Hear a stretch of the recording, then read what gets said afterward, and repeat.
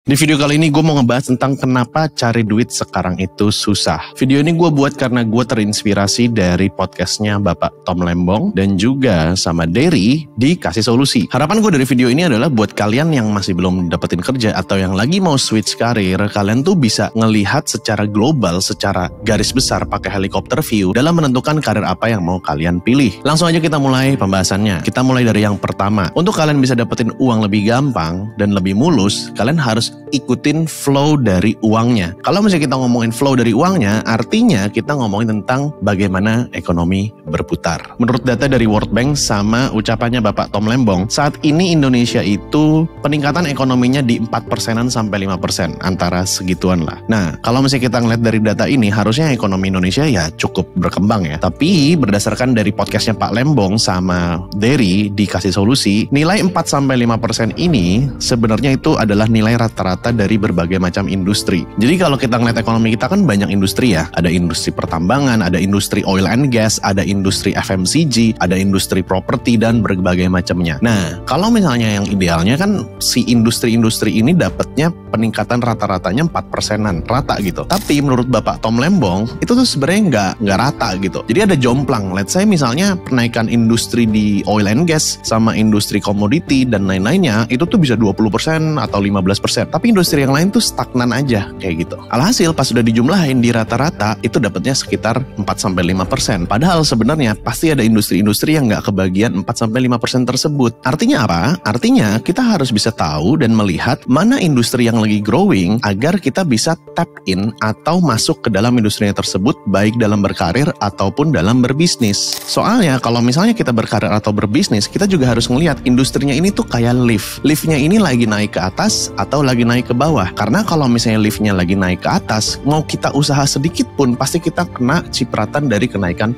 bisnis tersebut atau karir tersebut, industrinya. Tapi kalau misalnya liftnya lagi ke bawah, ya pastinya permintaan akan pekerjaan, permintaan akan supplier-supplier baru pastinya akan menurun karena kan liftnya lagi ke bawah. Nah, untuk kita bisa tahu industri mana yang lagi kenceng atau enggak dalam kita memutuskan kita mau berkarir di mana dan berbisnis di industri mana, kita harus paham yang namanya makroekonomi dan mikroekonomi atau bagaimana aktivitas ekonomi kita ini bekerja. Sebenarnya kalau kalian perhatiin, ada peranan penting dari pemerintah sama kondisi global kita dalam menentukan industri apa yang lagi naik atau industri apa yang lagi turun. Karena dalam ekonomi kita itu ada beberapa pihak. Yang pertama adalah pihak konsumen, yang kedua adalah pihak produsen, dan yang ketiga ada pemerintah di tengah-tengah. Nah, peran pemerintah ini mempengaruhi kita di dalam siklus ekonomi yang berputar saat ini. Perannya pemerintah itu, baik pemerintah maupun bank sentral, itu memberikan dua kebijakan, yaitu kebijakan moneter sama kebijakan fiskal. Kebijakan fiskal itu simpelnya kayak subsidi, pajak, dan lainnya. Nah, kebijakan moneter itu adalah lebih ke suku bunganya harus naik apa turun, dan lain-lainnya. Nah, kebijakan fiskal sama moneter ini tuh mempengaruhi laju ekonomi kita. Maka dari itu kita harus belajar yang namanya makro dan mikroekonomi. Kita akan bahas dulu pertama kali yaitu makroekonomi. Seperti yang udah gue jelasin sebelumnya, bahwa pemerintah punya peranan penting dalam menstimulus ekonomi kita.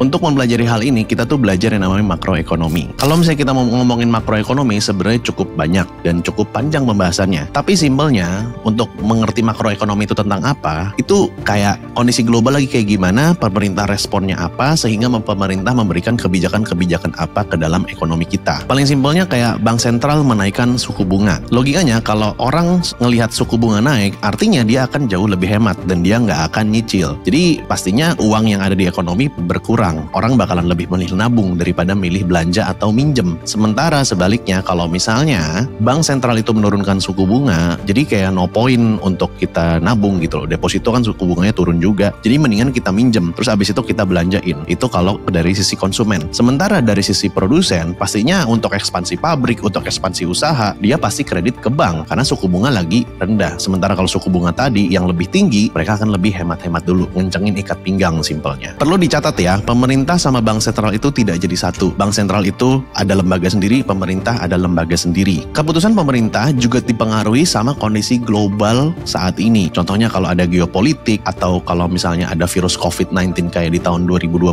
lalu, atau sesimpel kebijakan dari Bank Sentral Amerika. Karena mau gimana pun, kebijakan-kebijakan dari bank sentral kita itu terpengaruh juga sama kondisi bank sentral lainnya di negara-negara lain. Alhasil, kebijakan-kebijakan yang dibuat sama bank sentral ini serta pemerintah pemerintah yang dipengaruhi sama kondisi global juga mempengaruhi sektor ekonomi kita sebagai produsen dan konsumen juga dalam level mikroekonomi. That's why nextnya kita akan bahas tentang mikroekonomi. Nah, mikroekonomi ini kita masuk ke dalam level yang lebih kecil, yaitu transaksi antara penjual dan pembeli. Nah, kalau kita ngomongin tentang transaksi, penjual sama pembeli itu dilihatnya berdasarkan grafik supply dan demand. Supply itu adalah penawaran, demand itu adalah permintaan. Nah, supply dan demand ini setiap pasar atau setiap industri itu pasti punya grafiknya masing-masing. Contohnya, supply dan demand dari tenaga kerja, supply dan demand dari produk batubara, supply dan demand dari produk digital, supply dan demand dari content creator. Jadi setiap pasar, judulnya apapun itu, punya supply dan demand-nya. Nah, karena pemerintah berdasarkan kondisi global dan akhirnya membuat sebuah kebijakan, supply dan demand-nya ini tuh bisa bergeser tergantung dari kebijakan yang dibuat sama pemerintah dan kondisi ekonomi global. Alhasil, supply dan demand ini menentukan si industri-industri yang ada di Indonesia ini mana yang naik, mana yang turun. Logikanya, kalau misalnya demand-nya naik, permintaan akan pasar tersebut atau barang dan jasa tersebut naik, ya berarti industri itu lagi growing. Nanti gue akan kasih contohnya. Kalian juga harus tahu, efek dari supply dan demand ini mempengaruhi keseluruhan ekonomi kita. Karena kalau kalian pernah nonton videonya Ray Dalio, ekonomi kita itu secara mikro berputar karena ada transaksi yang menggulung dan secara berantai terus-menerus. Jadi simpelnya kayak gini, kalau misalnya gue dapetin endorse atau gue dapetin AdSense dari YouTube seperti ini, kan duitnya masuk ke gue. Abis itu pastinya gue kan akan membelanjakan duit itu juga ke hal yang lain. Contohnya misalnya gue beli beras atau gue beli telur. Nah, pengeluaran gue sebagai Aldio Ogut Content Creator menjadi pemasukan dari si pedagang telur sama pedagang minyak. Nah, abis itu si pedagang minyak sama pedagang telurnya itu kan juga dapetin uang dari gue dan mereka harus menghidupi keluarganya. Beli susu, beli popok, dan lain-lainnya. Akhirnya mereka beli popok dan beli susu. Nah, pedagang susu sama pedagang popok itu kan dapat uang dari si pedagang minyak atau telur ini. Nah, pengeluaran dari pedagang minyak adalah pemasukan dari pedagang popok dan pedagang susu tersebut. Dan muter terus sampai ke mana-mana. Nah, dari rantai tersebut, kebijakan pemerintah sama kondisi global mempengaruhi transaksi-transaksi di antara transaksi berantai tersebut. Coba bayangin pada saat COVID waktu dulu, kan banyak orang yang jualan offline itu nggak laku. Let's say kayak pedagang telur pasar atau pedagang minyak di pasar, pasti kan penghasilannya turun. Kenapa? Karena lockdown, orang-orang nggak bisa pergi ke pasar untuk belanja. Nah, karena pedagang telur sama pedagang minyak ini penghasilannya turun, alhasil uang yang dibelanjakan untuk beli susu sama beli popok kan menurun juga. Nah, makanya ekonomi mengalami perlambatan. Jadi hubungan antara makro secara global dan bank sentral kita mempengaruhi juga ke level mikro dari antara penjual sama pembeli dan transaksi berantai tersebut. Karena hal demikian juga yang mempengaruhi ada industri yang naik, ada industri yang turun, ada industri yang stagnan. Dan hal itu juga mempengaruhi dari siklus ekonomi. Siklus ekonomi itu ada dua, yaitu lagi expansion atau lagi recession. Nah, kalau lagi expansion itu biasanya uang banyak di pasar. Sementara kalau lagi recession itu uang sedikit yang berputar di pasar. Pertanyaan terbesarnya adalah kenapa cari uang susah? Cari uang susah itu kemungkinan ada dua. Yang pertama adalah karena memang kondisi global yang tadi gue jelaskan dari makro ke mikronya itu lagi tidak berpihak kepada industri lo. Sama yang kedua adalah kalau untuk yang berkarir, kalian melakukan kesalahan yang pertama tadi, yaitu kalian melamar kerja ke industri yang lagi tidak growing, atau yang kedua adalah kalian melamar ke industri yang growing tapi kalian tidak bisa bersaing di situ karena supply dari tenaga kerja tersebut atau supply dari produk dan jasa tersebut itu sudah terlalu banyak, sementara demand-nya atau permintaannya stuck dan kalian tidak bisa membuat sebuah inovasi atau uniqueness, keunikan dari produk kalian atau jasa kalian atau keunikan kalian sebagai orang yang mau bekerja di industri tersebut. Akhirnya karena supply-nya terlalu banyak, demand-nya standar, ya antara gaji kalian turun atau kalian nggak dapat pekerjaan. Contohnya ada cerita tentang bokap gua. Bokap gua itu kuliah di tahun 80-an dan dia lulus di tahun 91. Waktu itu di tahun 70 sampai 80-an Indonesia tuh lagi rame-ramenya yang namanya era pembangunan. Alhasil sarjana sipil, arsitek dan lain-lainnya itu dibutuhkan banget sama negara karena lagi bangun gila-gilaan. Nah, bokap gua berdasarkan dari fakta tersebut memutuskan untuk masuk sipil karena tujuannya untuk jadi pemborong atau dia bekerja di perusahaan yang membangun proyek-proyek pemerintah tersebut. Nah, tiba-tiba di tahun 1988 ada yang namanya Pak Pakto 88. Kalian bisa lihat di Pakto 88, di situ tuh simpulannya adalah pemerintah membuka kesempatan besar untuk para swasta mendirikan perbankan. Karena Pakto 88 tersebut, industri perbankan di tahun akhir 89-an sampai ke 90-an tuh berkembang sekali. Nah, sementara era pembangunan udah di akhir-akhir nih. Maka dari itu, pada saat bokap gue lulus dari kuliah, dia nggak bekerja di pekerjaan yang industri sipil tersebut, dia malah bekerja di perusahaan elektronik. Karena di saat itu juga banyak perusahaan-perusahaan elektronik yang masuk seperti Panasonic, Hitachi, dan lain-lainnya. Dan pembangunannya udah selesai. Nah, pada saat pembangunan udah selesai, yang menang, yang lagi growing banget karirnya, itu adalah orang-orang lulusan dari ekonomi atau perbankan dan finance, serta lulusan-lulusan dari teknik elektro, teknik nuklir, dan sebagainya macamnya. Ya, simpelnya karena bangunan udah selesai, yang ngurusin energi, ngurusin chemistry, chemical ya, atau urusan elektro selanjutnya. Ditambah lagi perbankan juga lagi gede ya, lulusan-lulusan perbankan tuh lagi naik banget. Dari contoh tersebut kalian bisa ngelihat kan, efek dari kebijakan pemerintah sama kondisi global itu mempengaruhi supply dan demand tenaga kerja, bahkan kebutuhan akan produk dan jasa yang kalian berikan sebagai pebisnis atau sebagai karyawan. Pertanyaan selanjutnya, so what bang? Kan gue udah belajarin tentang hal ini, lu udah jelasin tentang hal ini, ngaruhnya apa buat hidup gue? Harapan gue adalah dari video ini tuh bisa memulai perjalanan lu untuk belajar tentang makroekonomi sama mikroekonomi. Jadi kalian itu bisa ngelihat secara helikopter view bagaimana keadaan sebuah negara dan bagaimana keadaan sebuah global itu terjadi. Alhasil kalian bisa mempunyai forecasting atau prediction ke depannya bisnis apa yang bagus, industri apa yang bagus, sama cari kerja di tempat mana yang bagus. Contohnya yang gue alamin sendiri di tahun 2018. Di tahun 2017 sebelumnya, gue tuh lagi jualan yang namanya ayam bakar. Jangan kalian pikirin restoran, tapi ini kayak warung di pinggir jalan gitulah. Pada saat gue jualan ayam bakar ini, gue tuh ngerasa susah banget cari duit di industri F&B ini. Padahal gue udah ngelakuin hal-hal yang menurut gue tuh gue udah work hard di situ. Gue udah pasang baliho, umbul-umbul, cetak flyer, gue masukin di dashboard motor orang-orang di stasiun, sampai gue ngobrol sama preman, dan habis itu gue ya kasih makanan buat preman, semacam itu. Tapi di sisi lain gue ngeliat artis-artis dan influencer bikin kue artis. Nah di situ gue kayak ngeliat, waduh ini orang bikin kue-kue kayak gini, kuenya belum jadi, restorannya belum buka, orang udah pada ngantri. Dan akhirnya gue ngeliat, oh mereka tuh ada di dunia digital dan mereka tuh punya traffic karena mereka terkenal. Sejak saat itulah gue memutuskan untuk menjadi content creator dan menjadi influencer di tahun 2018.